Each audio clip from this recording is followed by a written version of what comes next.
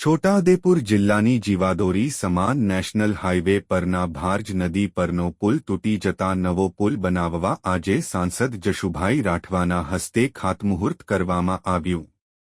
છોટાઉદેપુર જિલ્લાની જીવાદોરી સમાન નેશનલ હાઇવે 56 ઉપર ભારજ નદી ઉપરનો પુલ ગઈ 28 જુલાઈના 2023ના રોજ બેસી ગયો હતો। ત્યારબાદ ગત 26 ઓગસ્ટ 2024ના રોજ પુલના 3 પિલર સુખી ડેમના પાણી છોડાતા તણાઈ ગયા હતા, જેને લઈને જિલ્લો 2 ભાગમાં વહેંચાઈ ગયો હતો અને જનતાને ભારે મુશ્કેલીનો સામનો કરવાનો વારો આવ્યો હતો। ત્યારે કેન્દ્ર સરકાર દ્વારા 35 કરોડના ખર્ચે પુલને મંજૂરી અપાવવામાં આવી હતી, જેથી આ બ્રિજ બનાવવા માટેની તમામ પ્રક્રિયા પૂરી કરીને આજે છોટાઉદેપુરના સાંસદ જશુભાઈ રાઠવાના હસ્તે ખાતમુહૂર્ત કરવામાં આવ્યું હતું।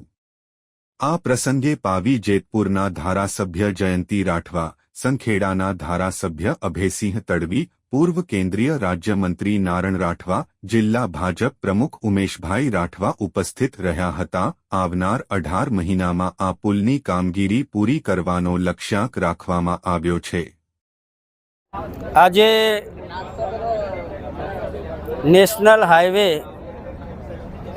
નંબર 56 ઉપર આવતી ભારજ નદીના પુલનું ભૂમિપૂજન કરવામાં આવ્યું। આ પ્રસંગે આ વિસ્તારના સન્માનિત ધારાસભ્ય આદરણીય જયંતિભાઈ રાઠવા, સંખેડા મત વિસ્તારના સન્માનિત ધારાસભ્ય આદરણીય અભયસિંહભાઈ તડવી, જિલ્લાના અધ્યક્ષ આદરણીય ઉમેશભાઈ અને પૂર્વ રેલ રાજ્યમંત્રી નારણભાઈ રાઠવા અને આ વિસ્તારના તમામ આગેવાનો ઉપસ્થિત રહ્યા। ત્યારે આ પુલનું નિર્માણ 18 મહિનામાં થવાનું છે અને આ વિસ્તારને જોડતો આ જિલ્લાનો મુખ્ય રોડ છે, એનો લાભ મળશે। ત્યારે હું આજના તબક્કે ભારત સરકાર અને આ વિભાગના માન્ય કેન્દ્રીય મંત્રી આદરણીય નીતિનભાઈ ગડકરી સાહેબ અને દેશના વડાપ્રધાન આદરણીય નરેન્દ્રભાઈ મોદી સાહેબનો આભાર માનું છું કે એમણે પણ છોટાઉદેપુરના નાગરિકોની ચિંતા કરી। વંદે માતરમ, ભારત માતા કી જય।